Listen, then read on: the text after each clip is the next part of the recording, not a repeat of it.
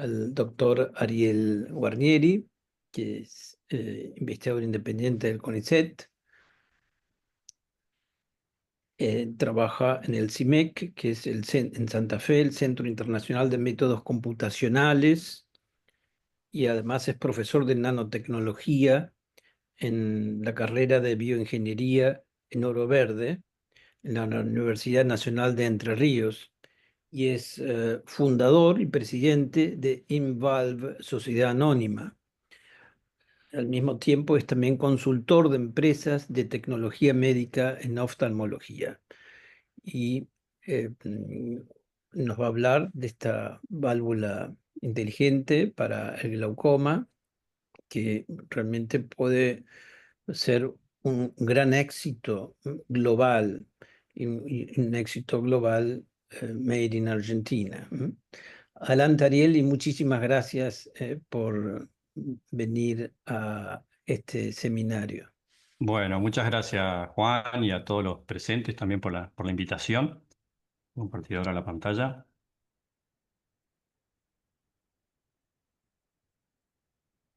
Bien. ¿Se ve bien la pantalla? No, ¿No? ahora sí, ahora sí, ahora Ah, bien. sí, sí, sí. Perfecto, perfecto. Bueno, lo que voy a presentar es un poco el final de esta película o de esta idea de crear, de generar tecnología en Argentina, ¿no? Poco se remonta a mi pasado de estudiante en bioingeniería, en Oro Verde, de tratar de generar, de ver tanta tecnología médica importada y por qué no hacer algo en Argentina. Entonces, bueno, siempre con mi padre oftalmólogo, bueno, mi tía, mi hermano oftalmólogos, bueno, la oftalmología la tuve desde muy temprano. El primer láser que instalaron en Centrovisión en Mendoza, mi papá me invitó a ver cómo, entonces bueno, ahí estuve con...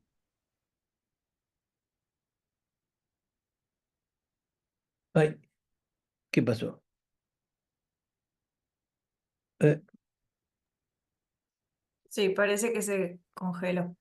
ahora, Ahora, ahora sí, ahora está Ahí bien, ahora está. está bien. ¿Podés repetir lo que dijiste? Lo de Mendoza. Ahí.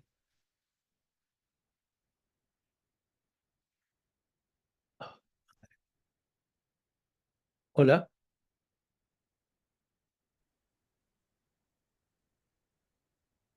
¿se escucha? Ahora sí, pero recién no. Ah, bueno, bueno, seguimos entonces. Bueno, un poco contando las iniciativas que tenía de estudiante con la oftalmología. Primero era hacer un ojo biónico, conectarlo como después de conocer los implantes cocleares, ver si se puede hacer un ojo biónico. Bueno, vi las dificultades. Bueno, viajar mucho a la academia en Estados Unidos, a los meetings de allá. Bueno, todo eso un poco me llenó de ideas y de empaparme en cosas y bueno, tengo un pasado que después lo voy a contar en lo que es córnea, en biomecánica de la córnea y en cirugía refractiva, pero ahora les voy a presentar esta idea que ya está concluyendo como idea y transformándose en lo que es un producto médico. Y sobre todo la última etapa, que es la validación clínica, presentado como un primer estudio piloto de este producto, ¿no? Bueno, un poco preguntaba Juan si había oftalmólogos pero bueno, me dijo como si no hubiera oftalmólogos. Entonces voy a presentar qué es el glaucoma, ¿no? El glaucoma, bueno, es una enfermedad que daña el nervio óptico, como ven acá. Quizás algunos han visto este tipo de imágenes. Generalmente por alta presión intraocular, no necesariamente por alta presión, ¿no? Pero puede causar pérdida de la visión, si no se trata o monitorea. Es decir, no hay una cura, pero sí hay un tratamiento Ah, y sobre todo el monitoreo es muy importante. Y bueno, su prevalencia mundial es del 3,5% para mayores de 40 años. Entonces, bueno, hay mucha población con este padecimiento y por eso es muy importante. Bueno, hay muchas cosas que se pueden decir, yo no soy oftalmólogo, pero bueno, que no duele, entonces los signos que uno tiene son cuando uno va a ver el oftalmólogo, por eso se aconseja ir de rutina a medirse la presión intraocular. Bueno, hay muchas cosas que se pueden decir, pero nos vamos a ir un poco a hablar sobre, bueno, esto es importante a nivel de cuando uno quiere generar tecnología médica, tiene que pensar en no solamente a cuántos va a curar o a cuántos va a tratar, en negocio sería el mercado. Y bueno, y hay algo que les interesa mucho a los inversores, o sea, a los que vamos a ir a buscar esa inversión para poder financiar esta investigación, es el costo que esto tiene actualmente, los tratamientos y cómo va a ahorrar. Bueno, lo que podemos decir acá en esta gráfica, básicamente, que según el estadio de glaucoma, empezando por el apenas diagnosticado en estadio 0, si quieren, y un estadio avanzado, 4 y 5, lo que sería implantes de glaucoma estarían en la última, en un estadio 4 o 5. Y es donde más costos lleva en promedio por paciente. Estos son $2.200 anuales. Podemos revisar los números, habrá que ver en cada país, en Argentina sobre todo. Pero bueno, básicamente lo que estamos mostrando aquí es que dentro de las visitas, de los servicios de campos visuales, medicación, cirugía y servicios de baja visión, se lleva el mayor costo. Entonces esto es de alguna forma importante a la hora que hay que tener en cuenta a la hora de desarrollar tecnología médica. Bien, aquí voy a contar un poco lo que son el tratamiento actual en glaucoma y sus complicaciones, que es otra forma también de verlo a nivel médico, de por qué vamos a sugerir una nueva tecnología, no solamente por el costo, también es por que tenemos que contemplar un beneficio y también una reducción, porque de nada sirve tener un gran beneficio y tener muchos efectos adversos, complicaciones, sino que tiene que ser un ratio, un cociente entre un beneficio y efectos adversos, complicaciones relativamente bajo, por lo menos comparado con los tratamientos actuales. Entonces, bueno, el primer tratamiento es la medicación. Bueno, podemos decir que quizás lo de la medicación en las antiguas medicaciones tenían más efectos adversos, quizás en las actuales menos, mucho menos. Son menos efectivas en el tiempo. Bueno, también podemos decir que ha habido una mejora en esto. Pero lo que sí quizás no ha cambiado mucho es la poca, digamos, poor compliance, vendría a ser la poca, bueno, no lo tengo ahora en español, pero digamos que el paciente al no sentir un dolor y tener que ponerse una gota todos los días, toda su vida, y a su vez con algunos efectos adversos, algunos de ellos cambio en el color del iris, bueno, hay un 30% de pacientes que se dejan de poner la gotita.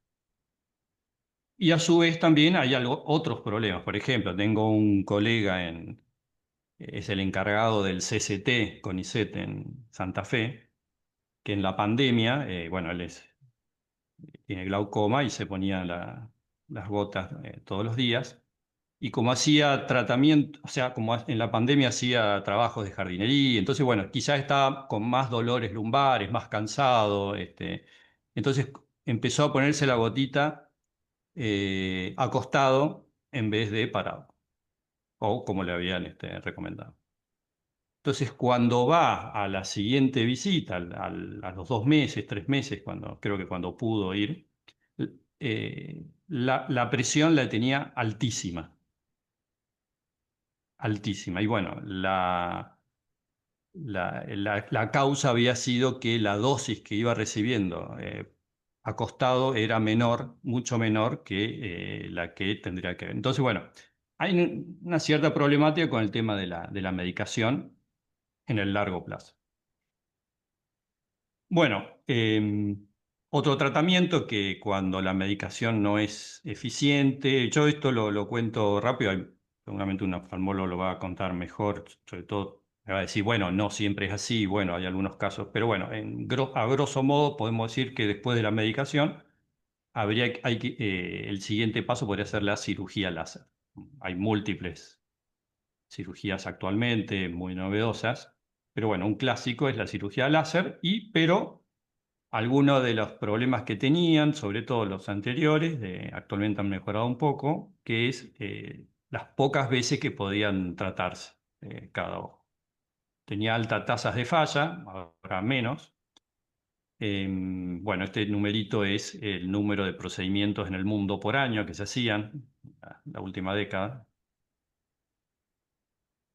Entonces, cuando esto ya tampoco o ya no puede tratarse o se indica ya cirugía filtrante, es decir, que ya no estamos tratando, por ejemplo, en cirugía láser, podemos tratar el cuerpo ciliar o podemos tratar la malla trabecular a través de abrir, como si estuviéramos abriendo poritos, ¿no? O disminuyendo la producción del líquido en el ojo, en el cuerpo ciliar, ya tenemos que ir a descomprimir el ojo y aliviando el líquido, el humor acuoso que tiene, con una cirugía filtrante. En este caso, por ejemplo, la trabeculectomía, ¿m? Donde aquí vemos que ya se hace como una especie de flap escleral en la esclera, que haga como válvula, si quieren, es como una válvula flap, como le llamarían los ingenieros hidráulicos mecánicos, y con ello filtrar. ¿Hacia dónde? Hacia el espacio subconjuntival. Es decir, que, bueno, todos me preguntan, sobre todo si no son oftalmólogos, es decir, ¿eso gotea? Bueno, no, no, porque hay otra capita más, que es la subconjuntiva, eh, donde de alguna forma retiene temporalmente y luego es reabsorbido por, si quieren, las venas o las vénulas y todo el espacio y vuelve al sistema corporal. Bueno, esto requiere muchas visitas post tratamiento, tiene sus tasas de complicaciones, puede durar 2 a 5 años o más, estamos hablando por ahí de promedios. Y el numerito que tenía acá es de que se hacen más de 300.000 procedimientos en el mundo por año. Cuando esto ya no funciona, lo que llamamos ya glaucoma refractario, a ver si se ve, lo estoy tapando, ya esa cirugía filtrante no alcanza con procedimientos quirúrgicos, sino que hay que introducir un implante, que es básicamente o un tubito que no se tape y que también drena hacia el espacio subconjuntival, o ya directamente un plato que aumente el poder filtrante que va a tener esa conjuntiva o ese espacio subconjuntival. Es decir, hidráulicamente es como mejorar, digamos, el drenaje a través de mayor absorción. Y el problema que tienen algunos de estos platos es que, sobre todo en los primeros días, primeras semanas, por el efecto de la cirugía, por el efecto de la medicación necesaria para la cirugía, la presión es muy baja, llamada hipotonía. Entonces, para corregir esa hipotonía que es temporaria, porque luego la conjuntiva va a, si quieren, a cicatrizar y no va a ser tan absorbente, incluso hasta puede haber un poco de fibrosis que lo haga menos absorbente. Entonces, antes de contemplar esa etapa, ¿qué hacemos en el primer mes?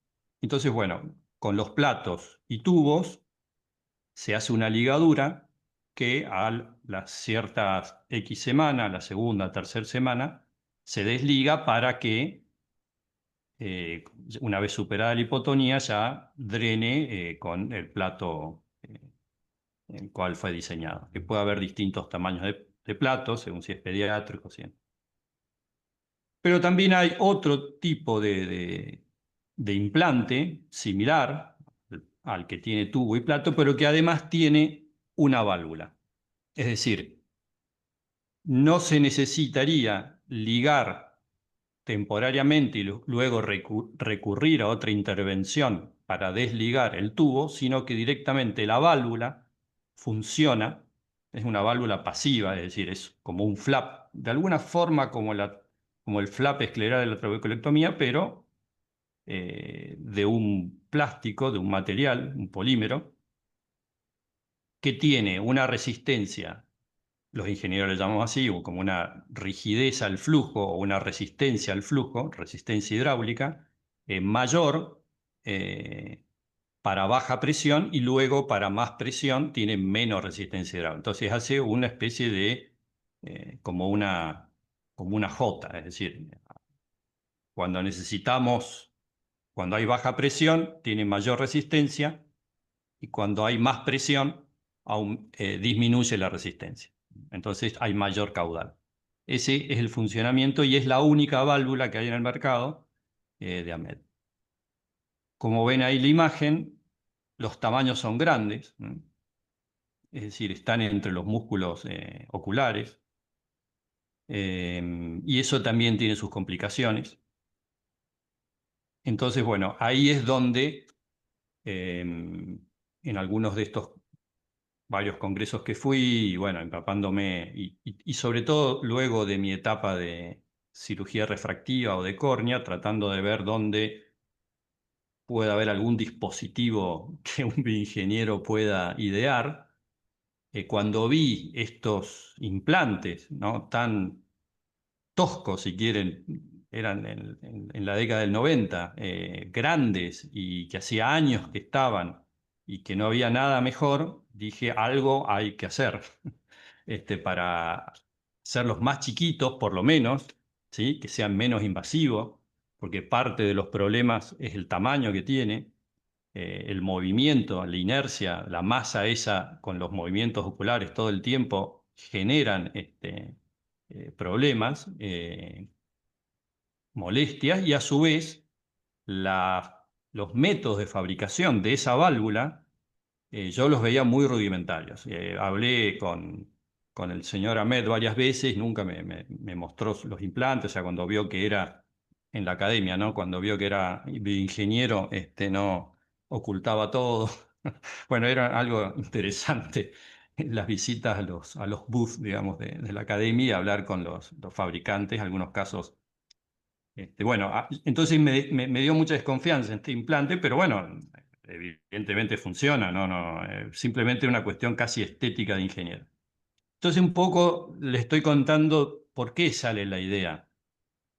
A su vez también hablando con oftalmólogos, bueno, no me voy a adelantar y voy a seguir un poquito más para no aburrirlos con la misma diapositiva. Bueno, hay otros implantes actualmente que también son como tubitos, sobre todo para no tan alta presión, como XEN, pero bueno, eso iría. Entonces, bueno, aquí justamente el momento en que se me ocurrió la idea, luego de ir a los congresos de oftalmología y ver esto que les comentaba, era en mi postdoc en Stanford, que me dedicaba básicamente a córnea o cámara anterior con respecto a cristalino, es decir, trabajé de consultor haciendo investigación con un investigador de Stanford que también tenía ese foco de investigación, que es la simulación en computadora de ciertas tecnologías. Entonces aquí, bueno, trabajé para Vissec, para la ablación láser, con láser excimer, con Keravision. Bueno, aquí ven, estos son implantes intracorneales que ustedes conocen para queratocono. Estos son los famosos anillos de Ferrara, con perfil triangular, pero también trabajamos con Vissec, lo ven al lado, que tienen un perfil más plano y sobre todo no eran para queratocono los de Intact, sino que eran para corregir miopía y astigmatismo. Trabajamos también para una empresa de un lente intraocular de acomodación que era flexible, que se acomodaba en la bolsa de la cápsula del cristalino y flexionaba y a su vez también cambiaba, o sea, se movía el eje y algo cambiaba la curvatura, entonces permitiendo corregir y acomodando, digamos. También trabajamos para una empresa en Zurich de un tonómetro, tonómetro de contacto. Y bueno, lo que nosotros hacíamos era la simulación en computadora del dispositivo y del entorno del tejido o del órgano. Entonces, en el caso, modelamos la córnea con todas sus capas, medíamos la elasticidad, simulábamos la toma de presión intraocular en la aplanación, entonces simulábamos el vástago del tonómetro en la córnea y cómo se deformaba. Bueno, el más, si quieren, desafiante fue el simular la cápsula del cristalino con cápsulorhexis, con un implante polimérico y luego tuvimos que modelar también la zónula y el músculo. Si no, no nos cerraba bien las ecuaciones. Bueno, todo esto, ese era como nuestro pago, o sea, nuestro músculo, digamos, poder simular eh, implantes y el tejido circundante, sobre todo en oftalmología. Y esto lo condensé en este libro que está disponible con todo este capítulo de lo que es la biomecánica corneal y la cirugía refractiva y todas estas consultorías que hicimos en el pasado. Pero bueno, ¿cómo surge esto de el implante de glaucoma? Como una mejora de los implantes actuales, pero sobre todo como una sinergia entre, al estar en Stanford, estaba como en ebullición todo lo que es la microtecnología. Ya no la micro desde el punto de vista de un procesador, ¿no? Que ya era archiconocido, digamos, o sea, por las computadoras y bueno, por los incipientes smartphones que empezaron a aparecer en principios del 2000. Pero sí, digamos, ustedes cuando tienen un moderno celular actual, ustedes ya dan por sobreentendido que cuando lo giran se cambia la pantalla, pueden hacer así y encender la luz, tiene GPS, tiene una antena. Bueno, toda esa tecnología que está aquí está miniaturizada y está en un chip. Es decir, son sensores y actuadores que están eh, integrados a la microelectrónica que ya se conocía en esa época. Entonces, y eso, el foco o los focos así de innovación en lo que es microsensores y microactuadores, era justamente Stanford y Berkeley en esa época, que ya estaban desarrollados, lo que pasa es que todavía no estaban aplicados comercialmente en forma masiva. Se empezó a aplicar masivamente justamente con el celular. Bueno, estaban los airbags que también tenían acelerómetros, pero era algo que por ahí no era tan común. Entonces, bueno, esa tecnología es la que, yendo empapándome de esa tecnología, yendo a los cursos que, digamos, es como que todos iban a esos cursos en Stanford, es los llamados microsistemas o MEMS. Entonces, un poco me enamoré como ingeniero de esta tecnología y ahí es como que se abrió todo un abanico de posibilidades de decir, bueno, entonces yo puedo hacer un lente intraocular que tenga un MEMS y un actuador con un sensor. Y bueno, cuando uno empezó a ver, no estaban comercialmente, algunos hasta ni siquiera en una investigación avanzada, pero ya estaban patentados esas ideas. Entonces, bueno, ahí fue cuando dije, bueno, o sea, tengo que de alguna forma tratar de generar una idea que, digamos, algo que es obvio, que es mejorar un implante para glaucoma y su drenaje y quizás hasta tenga el sistema de medición de la presión intraocular, que también era una línea de investigación, tratar de mejorar la tonometría de Goldman, que es por contacto. Entonces, algo tiene que salir de acá. Y bueno, y ahí se empezaron a generar ideas, al principio eran absurdas o eran muy grandes o no eran grandes pero no se podían lograr. Bueno, en esa ebullición arranqué, digamos, este, y justo en Stanford empecé a conocer gente que estaba en MEMS, me crucé a Berkeley y también ahí, y bueno, de a poco se fue armando era más difícil de lo que pensaba, porque los chips que uno conoce basados en silicio son duros, no están pensados para un implante es más bien polimérico. eh, Se complicaba más hacerlo en silicio, mucho más costoso también porque está pensado en gran escala. Entonces, una vez habiendo vuelto a Argentina, eh, seguí ya empezando con otros materiales poliméricos que se pueden usar en MEMS. Entonces ahí ya la disciplina BioMEMS empezó a gestarse. Lo presenté como investigación en el CONICET, también lo presenté como para dar la materia en la carrera de bioingeniería, por eso ahora tengo la cátedra de nanotecnología, que es como la que engloba lo micro y lo nano dentro de la misma tecnología de poder hacer a escala algo miniaturizado, ¿no? Y bueno, y había que patentarlo, ¿no? Antes de que si terminábamos años la investigación y no lo patentábamos, era tiempo perdido. Y eso es algo, quizás que esa semilla de primero se patenta y luego se publica, la traje de Stanford. Allá todos los profesores son casi perseguidos para que patenten y patenten y luego publiquen.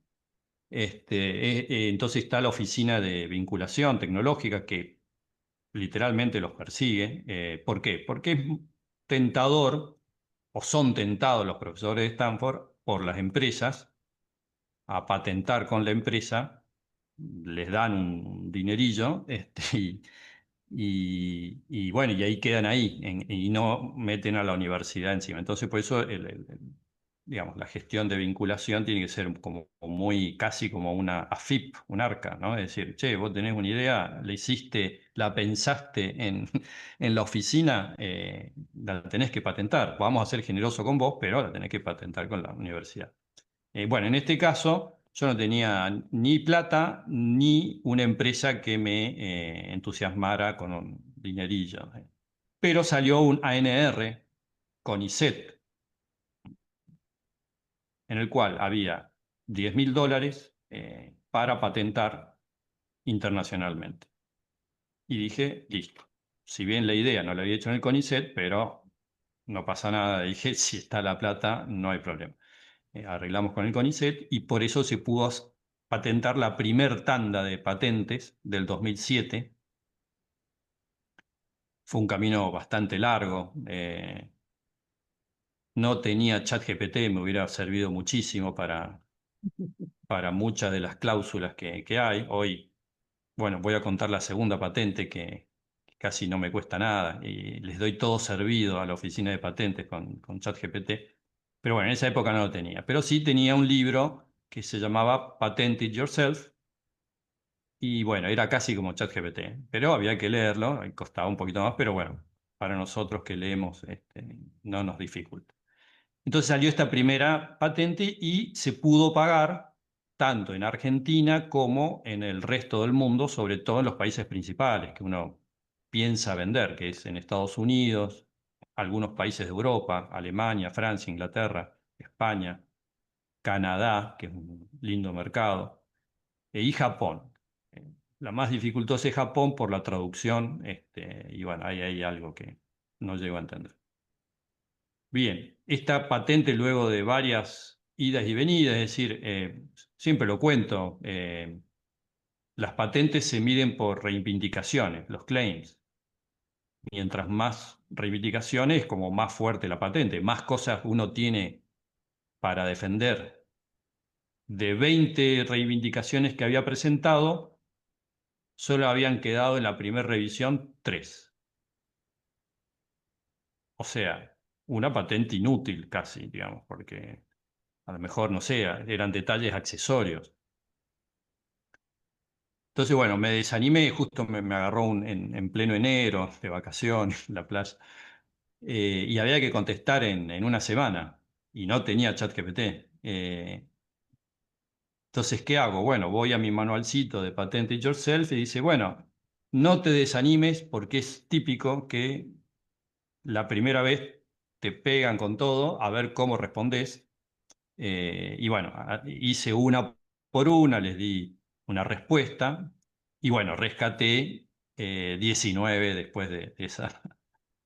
Después de esa. Pero bueno, ese es el típico camino. Te pegan y después contestás y, si es razonable, obviamente, sigue la patente. Y bueno, y fue otorgada la patente. Eso fue un gran pie. ¿Por qué?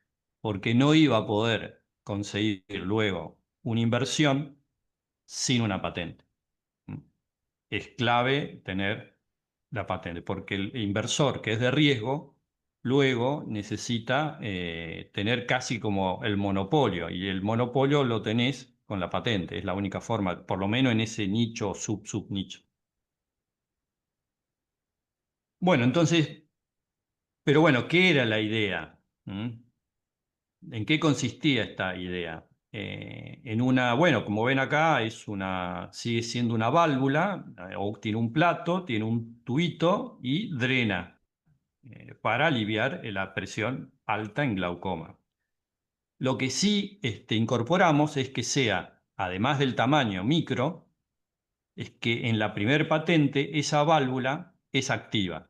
Es decir, se puede regular con un dispositivo externo la apertura o cierre. Entonces, fantástico, digamos. La dejo cerrada en la cirugía, o sea, post cirugía, en la etapa de hipotonía, y cuando sea conveniente la abro. Yo no sé si va a ser en la primera, en la segunda, en la tercera, cada paciente responderá, pero con el botón yo la abro cuando sea necesario. Ese es básicamente el concepto. Esta válvula no tiene baterías, era un tema importante a nivel regulatorio, bajar el riesgo, entonces tener una batería dentro era complicado, como si tienen los implantes cocleares, por ejemplo. En un primer momento no había sensor, pero bueno, era obvio que hubiera un sensor intraocular, pero ya desarrollar esta tecnología en Argentina sin ser Stanford ni Berkeley ya era un gran desafío, pero bueno, el primer puntapié, que era la patente, lo teníamos un prototipo, pero había que hacer esto con tecnología MEMS. Bueno, después les cuento de la segunda patente, que es del 2022, que era muy importante continuarla. Ya incluye el diseño actual y el sensor de presión.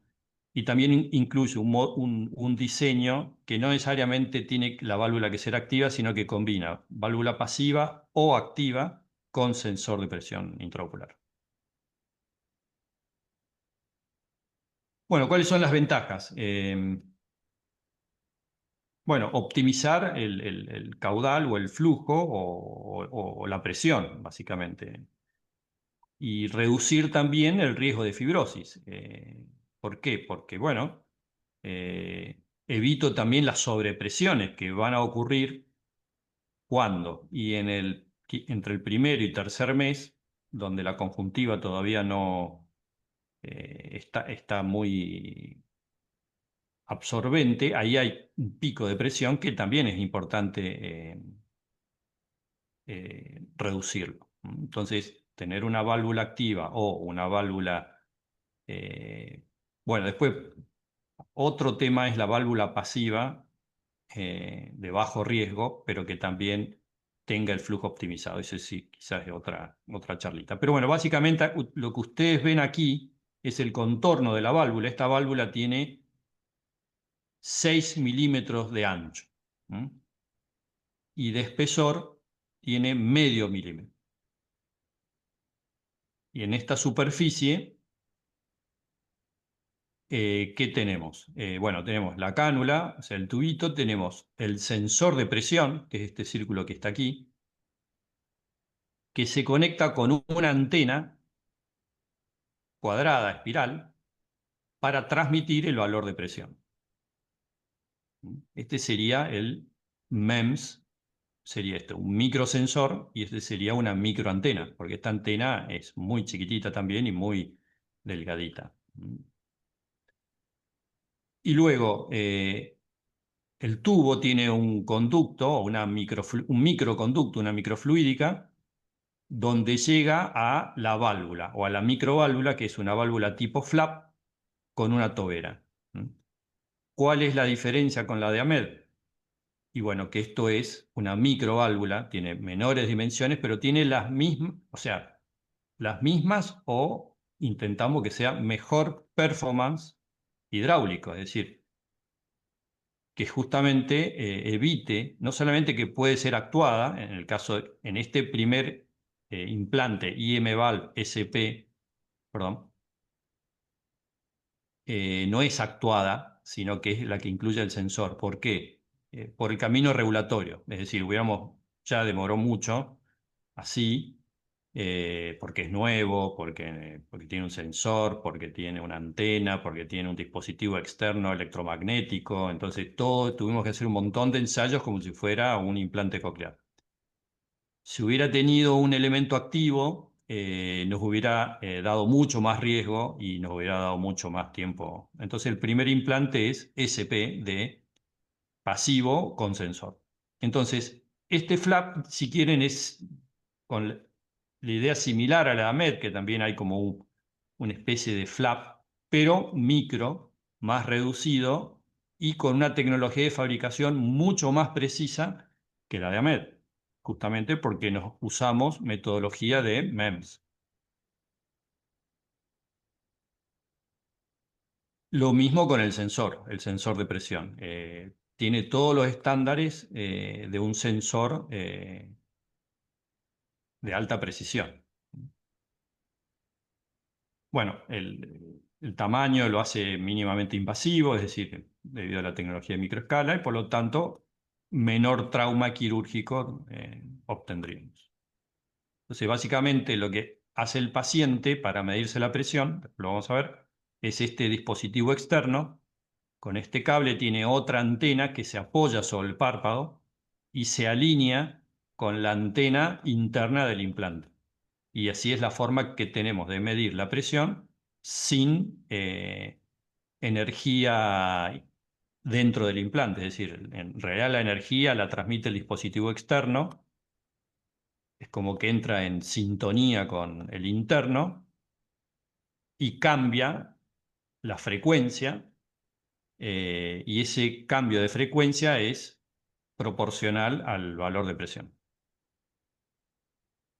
Bueno, acá presento al equipo, donde tenemos aquí, quizás conocido por muchos de ustedes, a Rodrigo Torres, oftalmólogo, cofundador de IMVAL, y donde hemos hecho la investigación juntos todos estos años. Antonio Dávila es profesor en Lausanne, es del área de negocios. Lo conocí a él cuando él era profesor en la Escuela de Negocios en Stanford y un poco me llevó por el camino de los inversores y de cómo hacer un buen plan de negocio. Y después, bueno, hemos tenido también varios consultores, uno principal, sobre todo por CITES, el inversor local que tenemos, que tenía una alianza con Israel, que es un gran polo de startups tecnológicas en el mundo y también a nivel médico. Digamos, el implante express de Optonol viene de Israel y de ese ecosistema que... Y bueno, entonces una vez desarrollada la investigación, el MEMS, la patente, el equipo. Nos presentamos a muchos subsidios, si quieren, de la nación, de la agencia, además de la ANR de CONICET, pero sobre todo para desarrollar la infraestructura y los recursos humanos, las becas doctorales, los congresos. Pero faltaba, digamos, el empujón de una inversión que te diga, bueno, ahora hay que lanzar esto al mercado. Y no es lo mismo tener un prototipo que lo tenés que pasar por ANMAT, por un ensayo clínico, por tener una planta habilitada por ANMAT y que eso sea seguro y eficaz para los pacientes. Entonces, ese, ese, esa inversión la proporcionó el CITES, que es del grupo de Sancor Seguro, que muchos de ustedes también lo conocen. Y hay varias empresas incubadas, siempre son con una patente, es decir, es una investigación de la universidad o del CONICET, pero con una patente, casi una condición, y con un mercado también, es decir, que tenga un mercado que le permita luego al inversor que haya un retorno. Bueno, no sé cómo vamos en tiempo. Em, sí, no, quedan 15 minutos, 20 15 minutos. minutos. Bien, puede ser un poquito. ¿Incluyendo las preguntas o no? Y sí, la idea sería incluyendo las Bien, preguntas. entonces lo vamos a acelerar.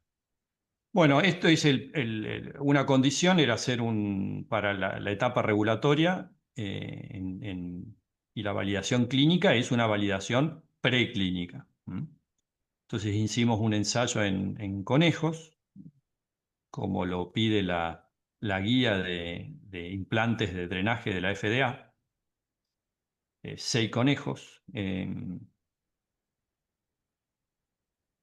Inicialmente iba a ser 6 meses, pero la fibrosis hizo que duraran 54 días, la fibrosis de los conejos.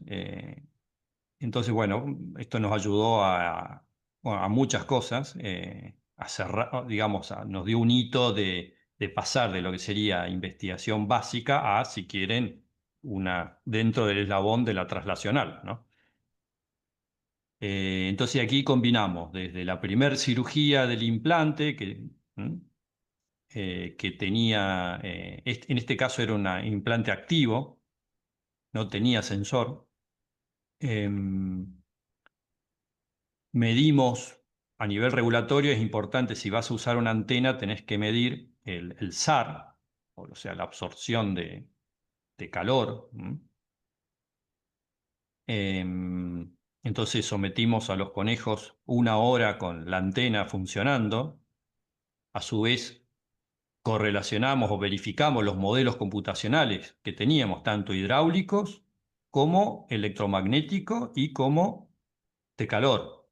Entonces, pudimos cotejar que la temperatura que nos daba la simulación de la radiación electromagnética de las antenas, luego en conejos, digamos, estaban verificados. Bueno, puedo contar de cada cosa un montón, pero vamos a ir cerrando. Yo acá lo que tengo es, si quieren, desde el primer prototipo en el 2013, el primer MVP que implantamos en conejos, el que acaban de ver en el 2014, presentado en Arbo en el 2015. Las inversiones, digamos, si quieren, del Estado, con los ANR, los PICT, etcétera, empezaron a cerrarse. Acá está la primer sala limpia de MEMS en la Facultad de Ingeniería en la UNER, con equipos similares a los que yo vi en Stanford y Berkeley, ¿sí? O sea, esto es una inversión millonaria que ha hecho el Estado en esta sala. Y solamente hay 3 en el país, incluida la de UNER. Está una en CONEA Bariloche y otra en CONEA en Constituyente. Luego la segunda generación de dispositivos, ¿m? Corrigiendo la primera iteración.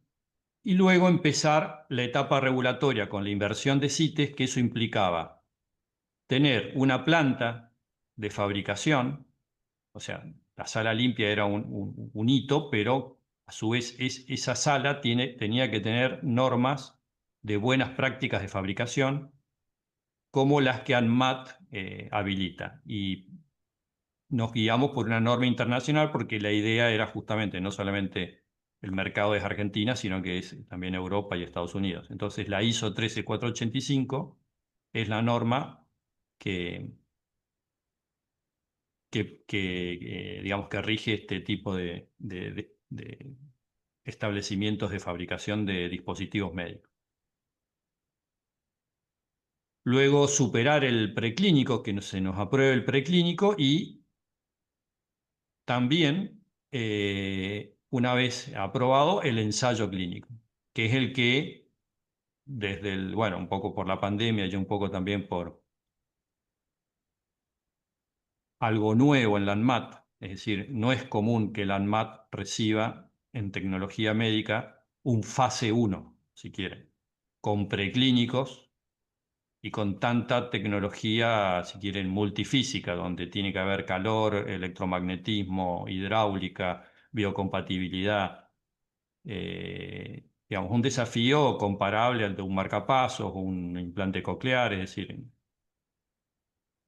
Entonces, bueno, en tecnología, quizás en farma, la sección farma de ANMAT está un poco más aceitado, pero en tecnología médica no. Entonces, bueno, costó bastante. A su vez, las disposiciones de ANMAT eran viejas, se actualizaron en la pandemia de repente por pedidos por las vacunas. Entonces, tuvimos que aprender junto con la ANMAT muchas cosas. Bueno, un poco lo que contaba recién, ¿no? Es decir, las normas de biocompatibilidad, la 10993, la de dispositivos eléctricos y electromagnéticos, la 60601, la de salas limpias, la 14644, la de ensayos clínicos que cambió en el 2020 por la pandemia. O sea, la ANMAT nos pidió que usáramos esa nueva norma a pesar de que tenía una disposición de ensayos clínicos de 20 años. Pero bueno, nos pidió que nos actualizáramos con la 14155-2020, que hacía un, un- un salto de calidad bastante importante. La de riesgo, la 14971, y bueno, y las disposiciones de ANMAT, tanto de fabricación como la 13485. Y a su vez, la guía de la FDA, la 510K de AccuShunt, o sea, de dispositivos de drenaje. Todo esto nos dio una batería de ensayos bastante variado, digamos. Aquí hay algunas fotos, voy un poco más rápido. Esto sería el test hidráulico que pide la FDA. Esto es microscopía y ver cómo quedó el implante, la antena, la válvula. Un dispositivo externo preliminar, el cambio de frecuencia por el sensor de presión. Aquí ya con el dispositivo y las etiquetas pedidas por ANMAT para el prototipo, para el ensayo clínico. Después el ensayo con Lenor, que es para ver lo que es emisiones y compatibilidad electromagnética, como si fuera un celular. Las publicaciones que hicimos comparando el implante con AMED, tanto a nivel hidráulico in vitro, como también simulamos los ensayos clínicos que hay típicos para implantes de drenaje, como el de AMED y Verbel, como el ABC o el ABB, que son ensayos de 1, 2 y 3 años. Y lo que hicimos nosotros es tener un modelo computacional que simula el ojo y distintos tipos de ojo, y tomamos los datos de ese estudio clínico. Entonces, lo que quisimos hacer es una simulación, como si fuera simular no sé, el auto Paint de Colapinto, digamos, en carrera, antes de correr la carrera. Bueno, acá lo que quisimos hacer es esa, es decir, simular la Fórmula 1, que sería un estudio clínico comparativo con AMED, con Verbel, usar los mismos datos, usar el simulador. Primero comprobamos que el simulador nos daba muy similar los resultados que le daba a AMED y a Verbel en ese ensayo clínico. Entonces, una vez verificado eso, pusimos nuestro implante. Este es el estudio de ABC, de AMED versus Verbel, ¿sí? A un año, a 12 meses. Y aquí introdujimos el de AMED es en rojo. En azul, el UF22 es uno de los prototipos con que simulamos esta. Entonces, lo que hicimos fue diseñar las características de la válvula de IM-Valve, no para que imite a AMED, sino para que a nivel el comportamiento en hipotonía era bueno el de AMED, por lo tanto en ese mucho no se mejora, pero sí se mejora el efecto de la sobrepresión que se tiene al mes. Entonces quisimos hacer como una curva un poco más, en esto Infocu, bueno, Infocu ahora es PreserFlow, creo que se llama, y Xen justamente tratan, también lo simulamos a PreserFlow y a Xen. Aquí está, este es un estudio bueno, con AMED, con otros estudios, perdón, otros estudios, no solamente el ABC, sino otros estudios clínicos. Bueno, me está faltando acá el de Xen, lo tengo en otra, pero bueno, eso es para otra presentación más específica de glaucoma. Entonces, bueno, en este momento, cerrando donde estamos, ya tenemos hecha la inspección por ANMAT de la planta de fabricación que está en el CCT de CONICET, donde está ahí la sala limpia. Ya no es la sala limpia del UNER, sino que para poder cumplir con ANMAT tuvimos que hacer una sala limpia dedicada a la fabricación de este dispositivo y no que digamos que haya otros MEMS u otros implantes. Implantes no, digo, otros dispositivos académicos, si quieren. Entonces, era necesario tener una planta de MEMS solamente para este implante, que la tenemos en el CCT de CONICET en Santa Fe. Entonces ya está la inspección. Estoy rogando que hoy me habían prometido ayer de que ya no tengo más observaciones, digamos, en todo lo que es la documentación de los documentos de calidad, que es todo un tema. Cumplir con esa ISO 13485 son como 100 documentos de calidad. Y con esto ya volverlo a colocar en el protocolo para que ya cerremos el protocolo e iniciar el primer ensayo clínico en el centro Lódolo, acá en la ciudad de Paraná, con 15 pacientes. Bueno, acá este es la planta, está en el Parque Tecnológico Litoral Centro, donde confluyen varios institutos del CONICET y empresas. Es un parque. Bueno, como ustedes tienen ahí en el Parque Austral. Y la sala limpia está aprobada ya como un ISO 7 y un ISO 5, es decir, tiene cabina de flujo laminar, tiene filtros EPA y a su vez también tiene, bueno, y tiene equipos para fabricar MEMS. Es decir, que necesitamos ese nivel de pureza de partículas porque los dispositivos y las áreas tanto la microválvula como la microantena son dimensiones que están en el orden de las decenas de micras. Entonces, las partículas no puede haber, no puede ser mayor. Por eso la necesidad de un ISO 5 y un ISO 7 para la fabricación. Bueno, esto es todo Bueno, por ahora. bueno, muchas gracias, Ariel, muchísimas gracias, muy claro. Pero yo quería, bueno, no sé si alguien también quiere hacer preguntas. Yo tengo una primera pregunta, después queda abierta toda esta sesión de preguntas. vos con este sensor lo que vas a hacer es ir controlando la presión de estos pacientes. Solo te sirve para el control de la presión o alguna cosa más va también asociada a algún tipo de tratamiento. Claro, es un tratamiento porque es una válvula. Es decir, al igual que la válvula de Ahmed, sería la segunda válvula en el mercado, Sí, con las características que dijimos, que es una microválvula, más precisa la fabricación, pero es una válvula que trata y reduce la presión intraocular. Además, el implante tiene un sensor y una antena para que el propio paciente pueda monitorearse la presión intraocular. Y en caso de, bueno, primero que tiene que seguir las mismas indicaciones porque todavía no está validado el sensor y mucho menos comparativamente con la tonometría de Goldman o equivalente. Entonces, sigue las mismas visitas, se mide con tonometría de Goldman, pero lo que sí tiene es que si hay, por ejemplo, pongo el caso este del colega que se ponía la gotita acostado, si hubiera él monitoreado la presión, hubiera dicho, acá hay algo raro, sí, sí, sí. voy urgente al oftalmólogo y evito estar 2 o 3 meses con presión alta.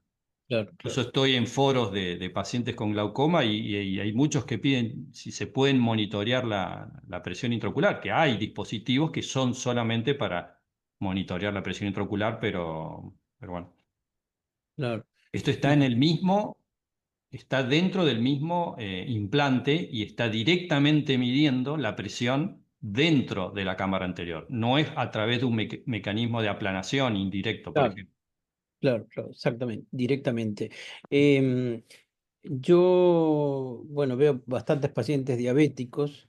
em, Mm, Y lo que estoy viendo es cómo los pacientes diabéticos que han podido implantarse, ¿no? Estos sensores, de De cómo están glucosa. sus niveles de glucemia, exactamente, algunos también tienen una bomba, o sea, Ujú. claro, les ha cambiado muchísimo el control, se hace también mucho eh, más humano, podríamos decir. El control, no hay casi ya pinchazos. Eh, Esto podría tener un efecto parecido en el mediano plazo para los pacientes con glaucoma crónico. Bueno, me voy a poner en tecnicista, pero no he comparado, digamos, el efecto con los pacientes con diabetes. Pero creemos que, a ver, el solo hecho de poner el mundo, si quieren, de lo mínimamente invasivo, junto con el tratamiento efectivo de, de aliviar la presión con cirugía filtrante, o sea, con un implante, a Sí, su vez asociado con un monitoreo del propio paciente, o sea, la sinergia de las tres tiene que dar por lo menos un cambio. Si es una revolución o no, es otro está tema. bien, Ahora, que es un cambio, sí, tendría que dar un cambio lógico. perfecto. Em, ¿Hay alguien que quiera hacer alguna pregunta, Jorge? Sí, yo tengo una pregunta, pero más de tiempos, digamos, en todo el proceso este de patente y de poder llegar a registrar el producto, ¿no? Entonces, ¿cuánto tiempo te llevó, digamos, desde que tuviste la patente hasta, hasta el registro? Y si la patente corre desde el registro el tiempo de exclusividad o desde que vos la patentás. Esa Claro, es la sí, pregunta.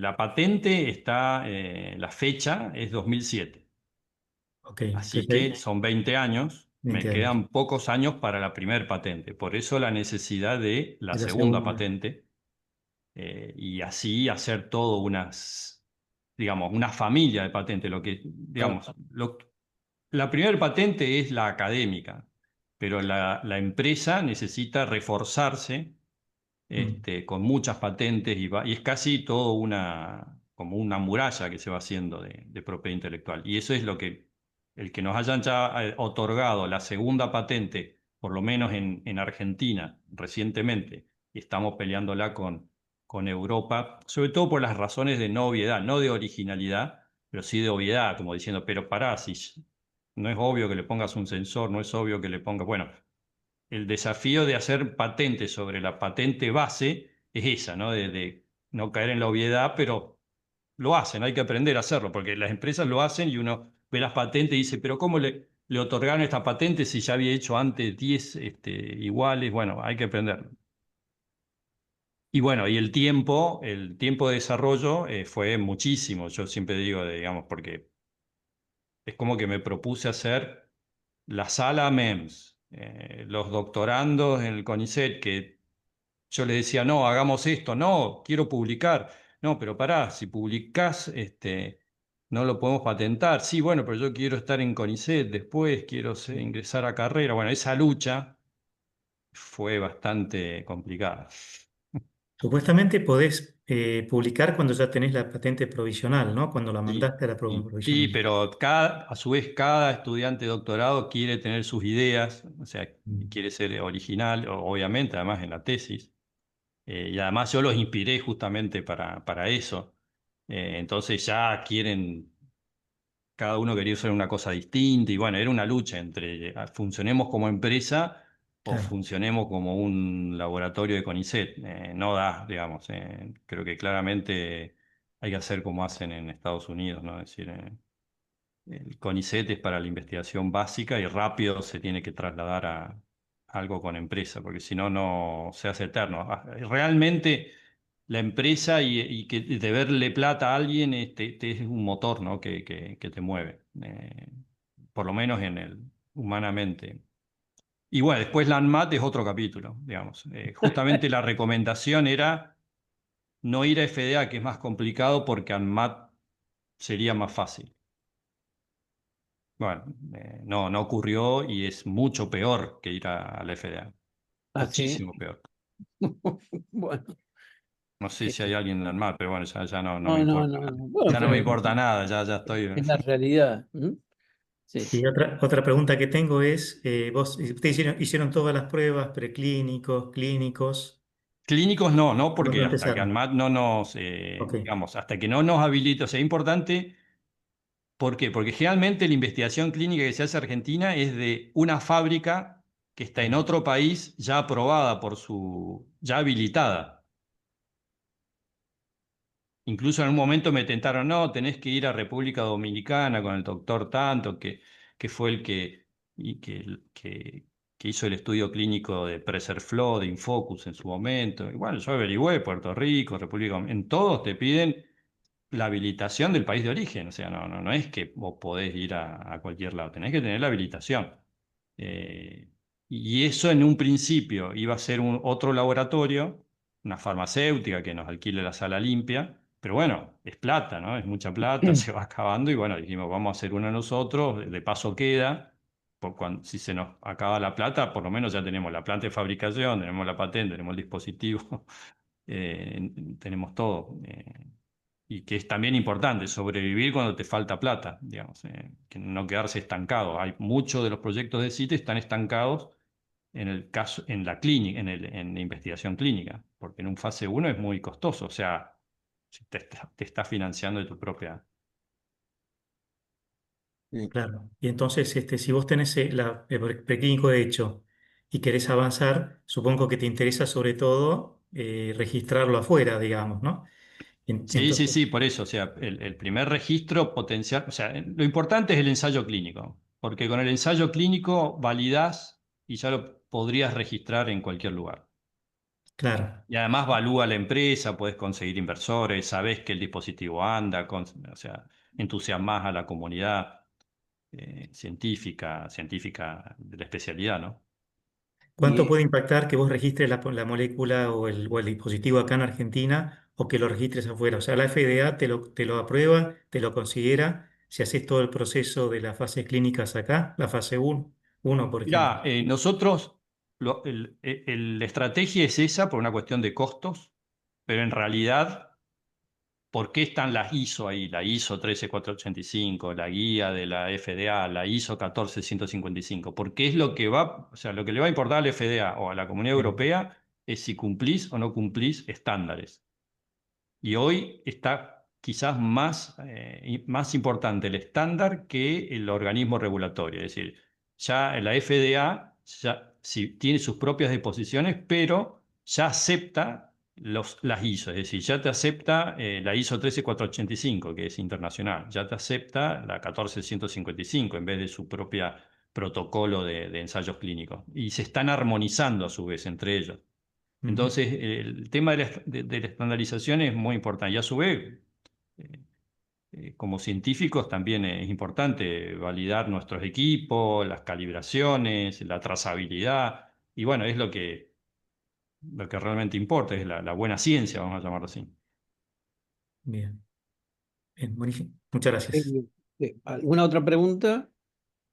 Bueno, yo una última, si es que se puede saber, a lo mejor tenés confidencialidad, pero ¿este estudio clínico es un fase uno o es un estudio piloto? Es un fase uno mentiroso. Fase uno 2 digamos. Sí, sí. O sea, Está bien, está bien. para hacer un fase 2, según el diseño de la guía del FDA, Sí, tendrían que ser 3 centros de está bien. 15 pacientes. Por eso, entonces, nosotros hacemos un primer centro de 15, pero después lo replicamos en 2 centros más y ya tendríamos los Claro. 50 pacientes para el fase 2, que es el necesario para el registro en el FDA, pero para Ok. una disposición del 90 y pico. Hoy en día es mucho más rápido el registro de implantes de drenaje. Lo que pasa es que este implante de drenaje tiene un sensor, una antena, un dispositivo externo, entonces sale o sea, no es exactamente igual. O sea, hay cierto, como se dice en la jerga, o sea, hay ciertos nuevos ensayos que tenés que hacer para validar la seguridad y eficacia de lo que estás proponiendo, no los que ya se demuestran en un dispositivo de drenaje sin sensor y sin ¿Y antena. qué duración tiene este estudio? Es un año. Un año. Ujú. Perfecto. Bárbaro. Bueno, muy bien. Bueno, si no hay más preguntas, bueno, te agradecemos muchísimo, Bueno, Ariel. muchas gracias por la invitación. Realmente es impresionante ver cómo todo esto se puede hacer en Argentina. Qué bueno sería que vos por ahí podés ir al Parlamento y hablar un poco de todo este desarrollo, para aquellos para abrirle los ojos a algunos y a otros, que se den cuenta que se puede realmente con orden, con pocos medios, se pueden hacer cosas importantes que tienen impacto global. Sí, no conté lo de la empresa de Suiza que me habías dicho que cuente, pero bueno, Que no otra vez salió. será.